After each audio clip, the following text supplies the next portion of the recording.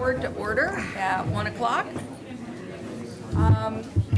First order of business is to amend our agenda with the addition of an item 7, which is to request approval of authority by BHA to seek a variance on behalf of the CBU USB. And are there any other amendments to the agenda? We'd like to amend, that's the contract with Rance Fawbush that's in the consent agenda, item D. We'd recommend moving that to an item 7B because that is pending additional approvals from downtown. So Mr. Wheeler will explain it when we get to that item. Okay, any other amendments?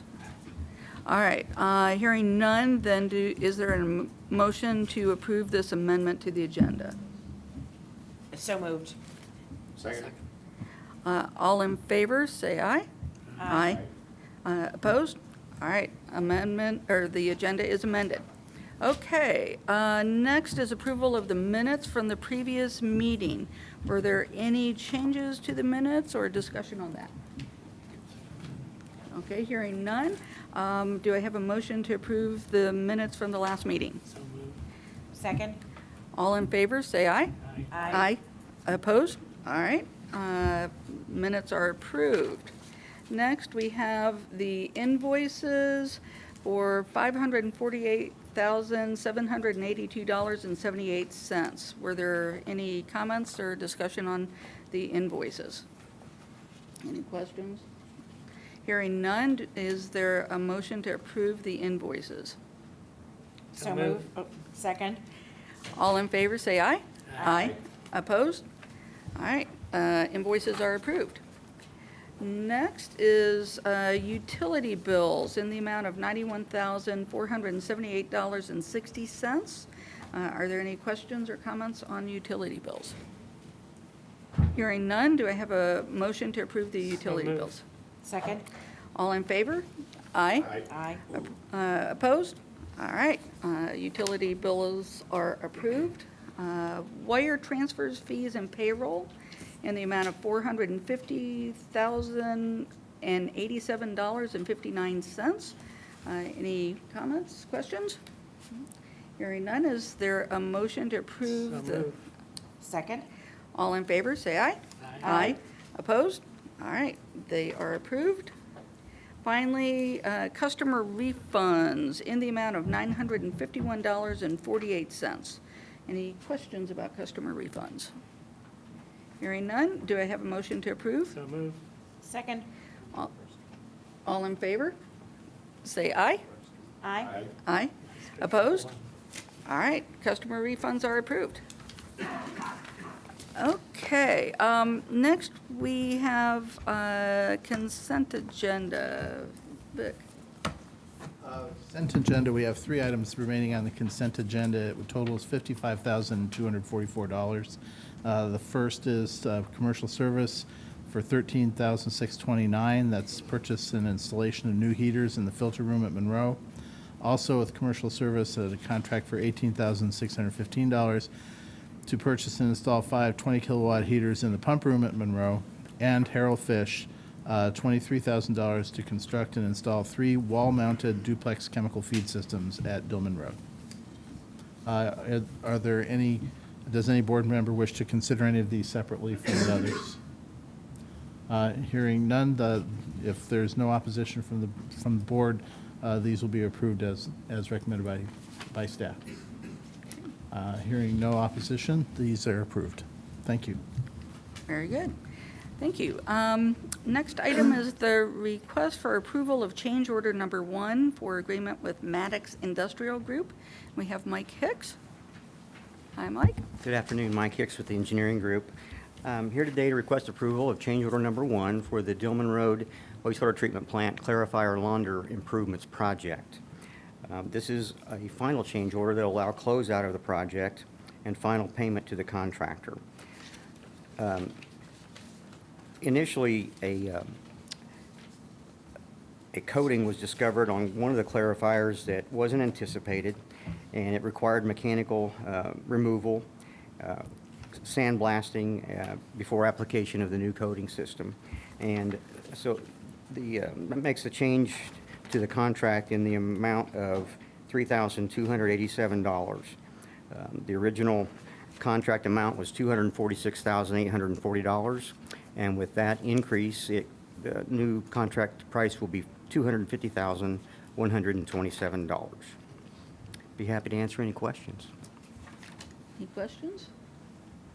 Okay, hearing none, do I have a motion for approval for this change order? Second. All in favor, say aye. Aye. Opposed? All right. Thank you. Change order is approved. Thank you. Next, we have the request for approval of authority by BHA to seek a variance on behalf of CBU and USB, and we have Chris Wheeler. Good afternoon, Chris Wheeler with City Legal. We did this sort of a process about a month or two ago with regards to a piece of property down by Jackson Creek where the Planning and Transportation Department and Parks are putting in a footpath and bridge, and they were going to need to go before the Board of Zoning Appeals to receive certain use variances.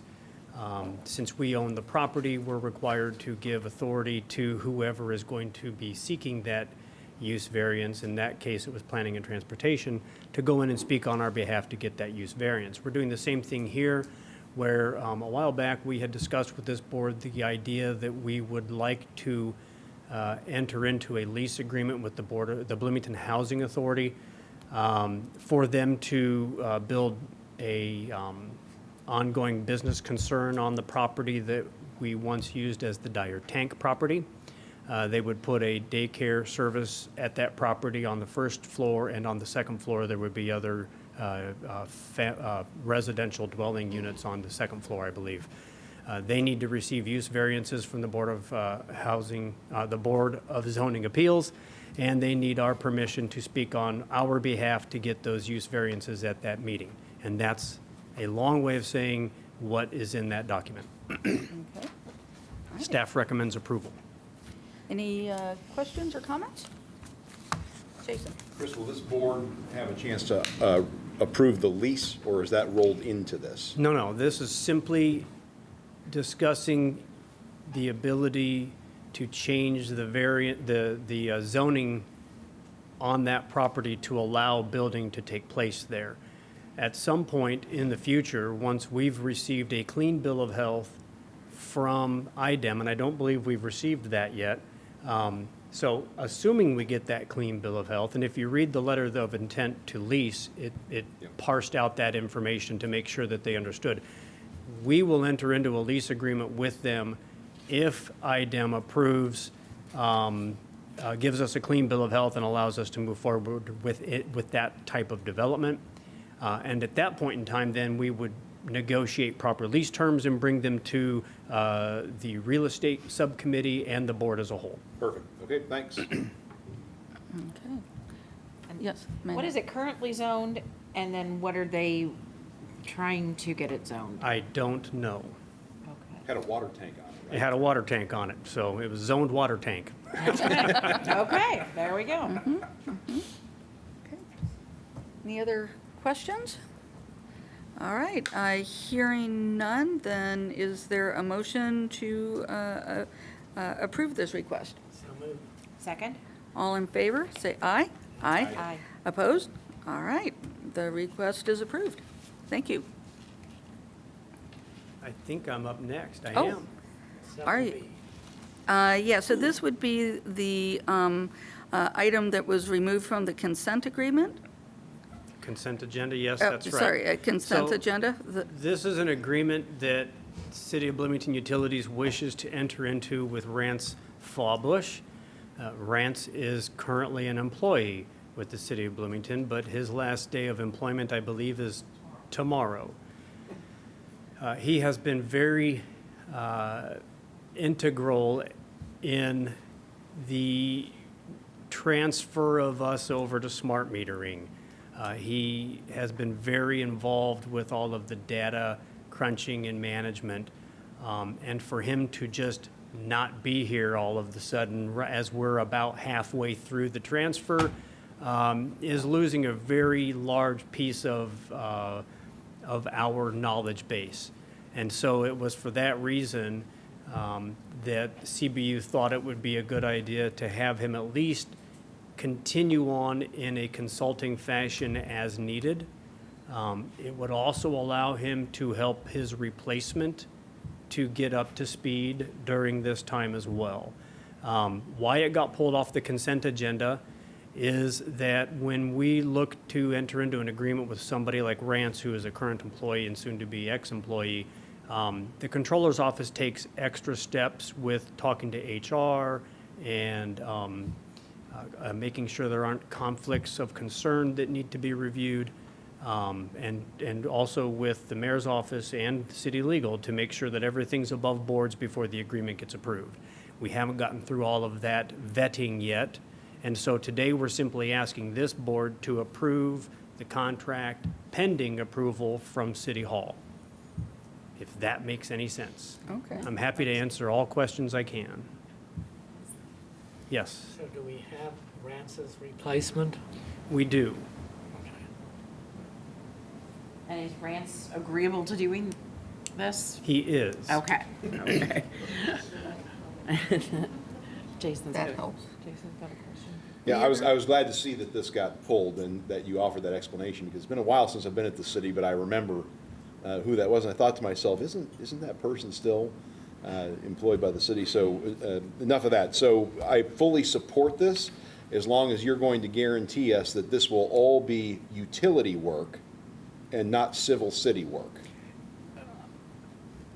I think that the sole and only reason why he's going to continue on is to continue to properly consult with Laura Pettit and her team as it relates to the transition on smart metering, as it relates to the utilities department, and for helping Rance's replacement get up to speed with all of the great knowledge that Rance contains within his 2 years, right here. Okay. So the answer is yes, it will all be utility work. I sure hope so. Okay. I'm not here every day to watch, but I would imagine that he's not going to be Laura's doing saying anything yes. different. Okay. Yes, that's correct. Thank you. Will those details be spelled out in that contract, saying, this The is what we're- contract it should be in your packet Okay. unless, I mean, if it's not, then I didn't see it. it doesn't, It's there. It's listed in the statement of work. It doesn't specifically say it will be utilities only, but the items on the statement of work are all utilities only Ah, items. okay, And that's correct. The civil city parts of his job that's already been transferred to someone else. So Okay. they've been cross-trained on it, so. okay. Very good. Any other questions, concerns? Okay, hearing none, is there a motion to approve this contract pending approval by City Hall? so move. Second. All in favor, say aye. Aye. Opposed? All right, the contract is approved, pending Thank you. approval. All right, very good. All right, is there any old business from the board? Any old business from staff? Any new business from the board? New business from staff? Subcommittee reports. I believe we have a subcommittee report from finance. So the Finance Committee met prior to this meeting to discuss the restructuring of water debts with some of our bonds. In the end, it's kind of a no-brainer for the board. The quick and dirty of it is, it's going to save us about $2.3 million in interest over time. It's going to make budgeting an easier process for us because it will even out some of those expenses. And I don't know if do we want to invite anyone to come up and talk about it, or we're good? Yeah, okay, and so the Finance Committee has decided that we would approve it and support it, so it does need to come to the board for full approval. Okay. Any questions or comments on that? Okay. Then is there a motion to approve Resolution 20-03? So moved. Second. All in favor, say aye. Aye. Opposed? All right, motion carries. And just for the record, the team that has worked on this, that was looking out for our best interests, has done a tremendous job, and it's going to save us quite a bit of money over time, so thank you. All right, thanks very much. Staff reports. It probably won't surprise you to know that we've got a lot on our plate today. But to start out, though, we've talked about the contract with Rance, and Rance has been here for 35 years, and I'd like to invite him to just say a few words, following up on our. Recently, we've been having staff members come occasionally to the board to tell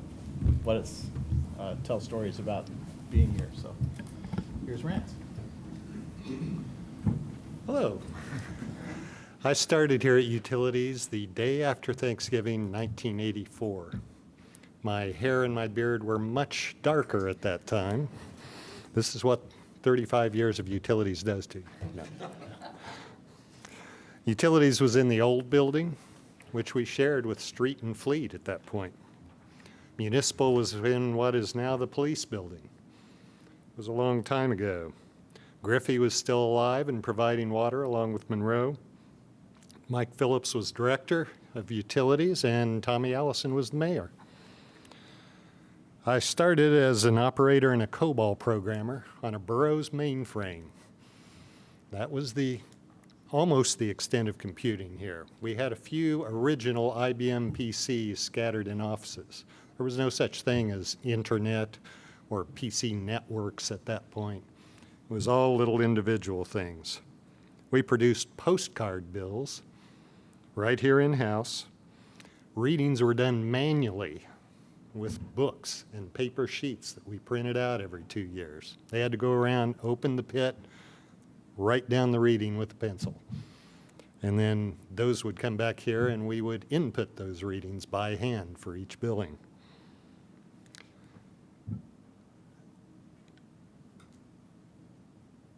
Several years after I started, we bought our first mini computer, an IBM System 36. And we purchased billing software from Mayorson Hiddle out of Lafayette. We also got the source code with that, so we proceeded to extensively rewrite the software and add to it to customize it for our uses. We set up the first PC network, which was called Corvus. It was basically a shared hard drive and a real simple message system. That was it. And that was all within the utilities building. We were a two-person shop at that point, but gradually as we got the System 36 going, we became a four-person shop. The manager and a couple of programmers and a computer operator. And I was lucky enough to become the third manager of that department. While I was manager of that department, different parts of the city had their own computing systems and programmers. Police had their own, municipal had their own, parks had their own. Decision was made to consolidate all that into one computer department for the city, and they chose me to be in charge of that. Lucky me.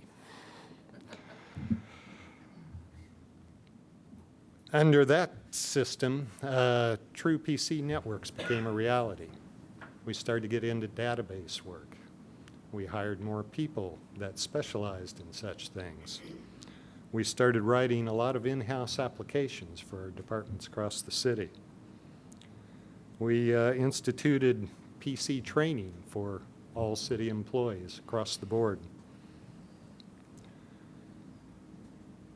When the old Showers factory was renovated into the city hall that it is today, the IT department was made a separate city department.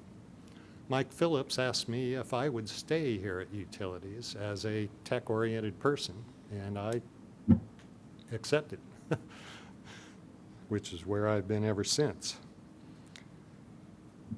We built the first internet presence for the city. The Utilities website was the first internet that anybody had in the city, and we built it from scratch in SQL.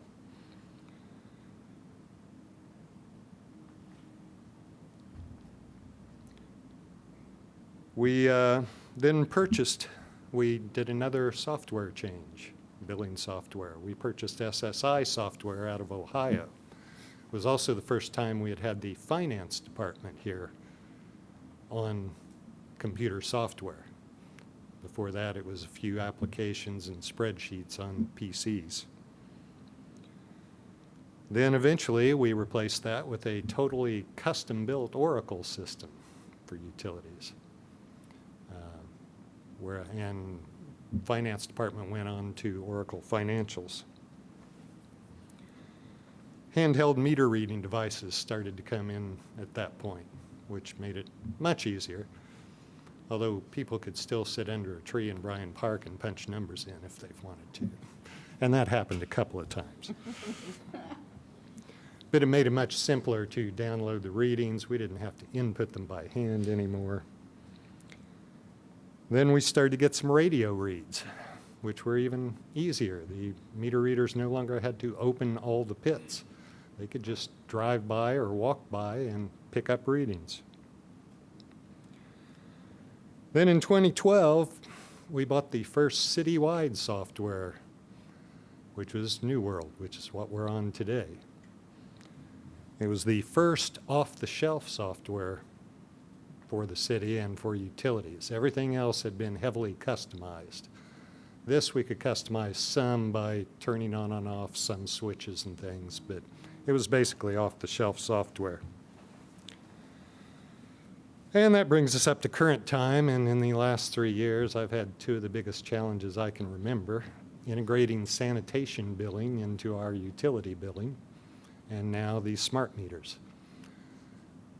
It's been quite challenging at times, but rewarding overall. So I've had a lot of wonderful opportunities to learn and grow. I've worked with some incredible people over the years, many of whom I call friends. And I want to thank utilities in the city for allowing me to have this wonderful 35 years here. Thank you all.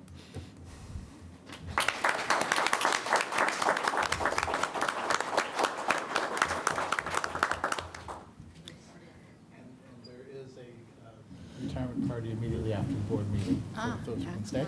So if you want cake and refreshments. Okay, wonderful. And so a mirror image is James Hall would like to introduce a couple of new employees.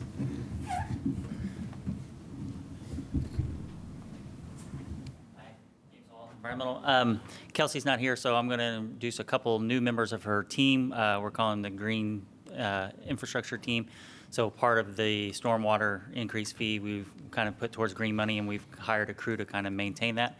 That is Sam Arthur, you can stand up, and Brent Stolbrig.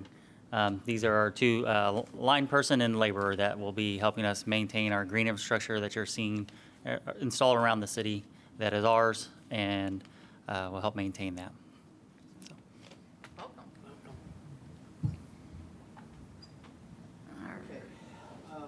A number of remarks. As you know, Governor Holcomb declared an Indiana public health emergency recently regarding the spread of the virus that causes the COVID-19 illness. The city and CBU have been working on making plans for trying to do our part in helping prevent the spread or slow the spread of the virus.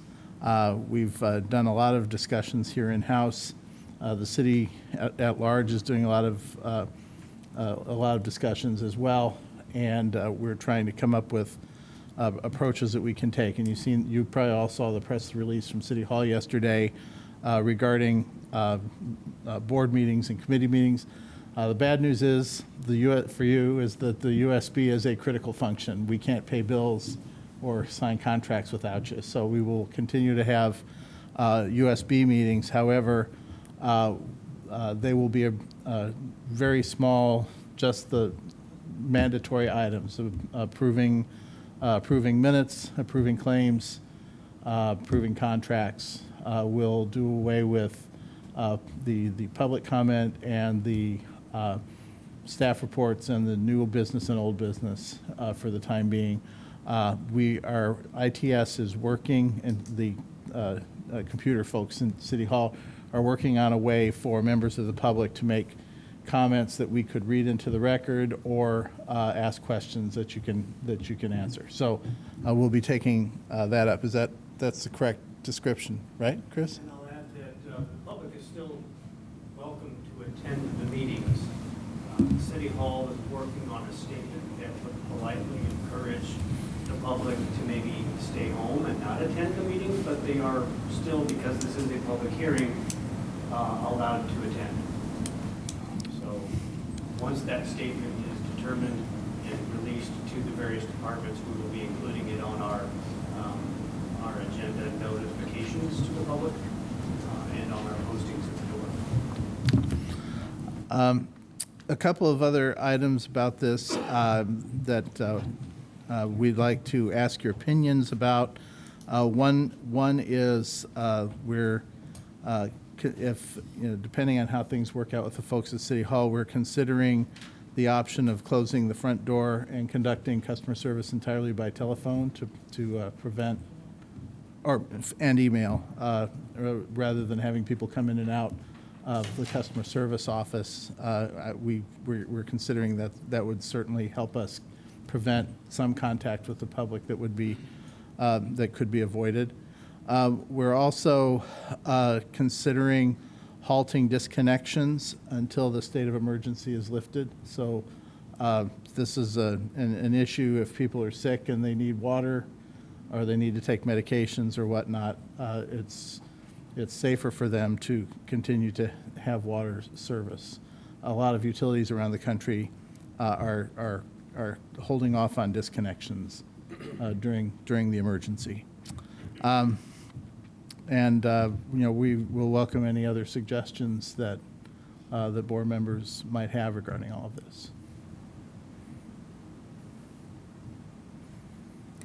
I'll just say I'm glad that we're looking at methods for public input, even if we're not going to have a designated public comment period. I think that's important. So I'm glad we're looking at that. And just in terms of staff and staffing here and at the plants, just to make sure that I know we talked about this in our board retreat, but that the public also knows that we're taking good care of that, and we're taking good care of the staff and making sure that things are going to keep running and being clean and Yes. safe. There's no problem with the water. That's right.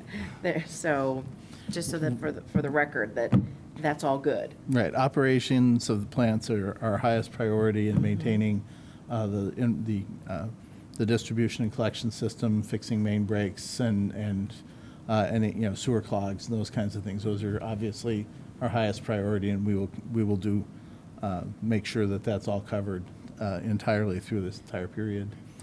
We may have some staff working remotely. That's something that the city at large is still considering. We've looked into which employees would be able to do that and what, if any, technology they would need in order to do it. So we're looking into all these things consistently with what the rest of the city is doing. I had one more remark about the water quality. We continue, obviously, water quality is our highest priority, and we are in contact with IDEM regarding anything that they're going to be asking us to do as well. But the water is disinfected, it's safe to drink, you don't need to get bottled water. The water is perfectly safe to drink. Great. And Oh, go ahead. anything else? I have another item, Oh, but it's, sorry. but no, it's not about this, so let's No, I was done. Oh, and then the last item was to thank the board members for the coming to the board retreat. I thought it was really productive again this year, and I neglected to thank Latrina Harrington for all the work she did to assemble the thing while we were at the retreat, so I wanted to call her out as well. And that's all I have. All right.